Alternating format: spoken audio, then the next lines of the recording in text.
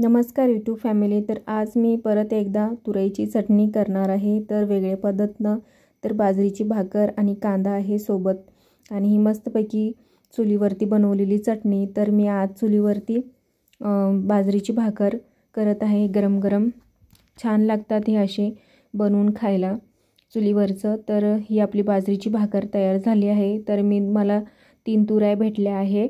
तर तिन्ही तुऱ्या मी स्वच्छ आधी धुवून घेतल्या आहे त्यांना आणि त्यांना धुवून मी नंतर पुसून आरमध्ये भाजून घेत आहे।